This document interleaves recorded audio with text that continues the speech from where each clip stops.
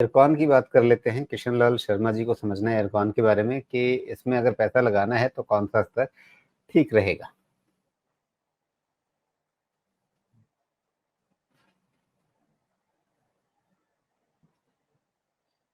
इरकॉन पे कवर तो हमने पिछली बार या एक दो के पहले किया था और वही अभी भी व्यू बना हुआ है मेरा, बिकॉज काफ़ी डिस्टेंस है इसका 50 DMA से।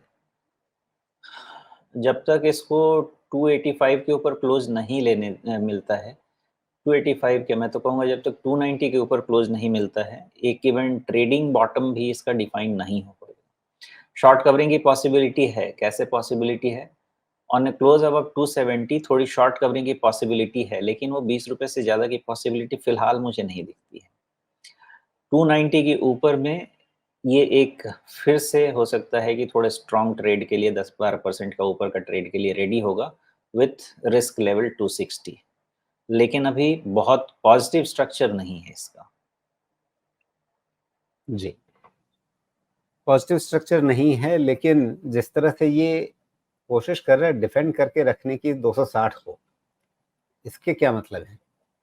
इसका मतलब है कि एक शॉर्ट कवरिंग हो सकता है, उससे जी उसका ट्रेंड रिवर्सल होना मेरे ख्याल से 290 के आसपास ही डिटरमिन किया जा सकेगा। जी, यानी यहाँ पे 260 बचा के रखने की कोशिश अभी हो रही है। और इससे पहले 8 अगस्त की कैंडल देखें, उसका हाई अगर हम देखें तो 283 का है और वहीं पे 50 डे मूविंग एवरेज भी है जो इस समय एकदम सपाट हो गया है। तो लगभग वो जब तक इतना रेंज बाउंड है ये शेयर, तब तक 50 डे मूविंग एवरेज बहुत तेजी से बदलेगा नहीं।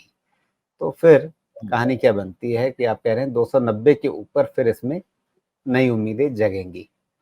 तो क्या यहाँ पे 264 पर है, क्या 4-5 रुपए का एक रिस्क लेकर के यहाँ पे एक ट्रेड बनता है जो सिर्फ यहाँ से ये मतलब 5 रुपए और 15 रुपए एक बहुत छोटा ट्रेड हो सकता है। दूसरा ये कि अगर मैं यहीं पे देखूं कि भाई ठीक है 264-65, मान लिया 290 पार नहीं होता है, तो भी हमारे पास वहाँ पे 15 से 25 रुपए के फायदे में कहीं पे निकलने का एक मौका बन सकता है। और अगर कहीं 290 पार हो गया तो आप 264-65 के भाव पे खरीद करके फिर उससे आगे की अपसाइड को एंजॉय कर सकते हैं। इस तरह के सेटअप के साथ ट्रेड अगर किया जाए तो कैसा रहेगा? Not a bad idea, short covering play बन सकता है इस पे, लेकिन 260 स्ट्रिक्टली रिस्क लेवल होना चाहिए, रिस्क मैनेजमेंट वहाँ पे होना चाहिए।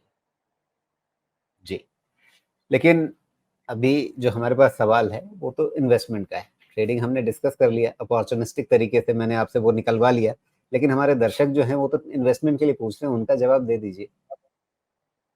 नहीं, इन्वेस्टमेंट तो इस सेक्टर में मैं नहीं समझता कि किसी को सोचना भी चाहिए। बहुत बहुत ही ज़्यादा ऑब्सीन वैल्यूएशन चल रहे हैं यहाँ पे, और अच्छे जगह पड़े हुए हैं, वहाँ करना चाहिए, या फिर ये सब ट्रेड की अपॉर्चुनिटी की ही जगह बची है, क्योंकि इरकॉन इंटरनेशनल को भी आप, मुझे तो लगता है 40-50 रुपए से कहाँ से बढ़ के आया है। हाँ, 45-50 रुपए का आपका 350 रुपया हो गया। उसके हिसाब से इतनी अर्निंग नहीं बढ़ी है कि आपका वैल्यूएशन इतना जंप हो जाना चाहिए। वैल्यूएशन आपका चला गया है 3 टाइम ऊपर।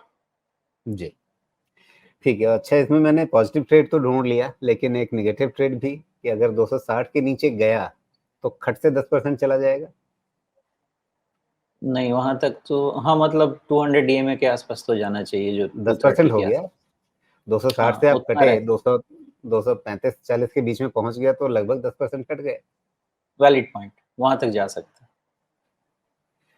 ठीक है, तो ये दोनों चीजें हैं, एक ट्रेडिंग अपॉर्चुनिटी भी है, एक ट्रेडिंग रिस्क भी है, या जो दूसरे तरीके से खेलते हैं वो उस गिरावट को भी एक ट्रेडिंग अपॉर्चुनिटी में देख सकते हैं। वो सब कुछ अपनी जगह सही, लेकिन इन्वेस्टमेंट के हिसाब से बहुत अभी सकारात्मक नजरिया नहीं बन रहा है।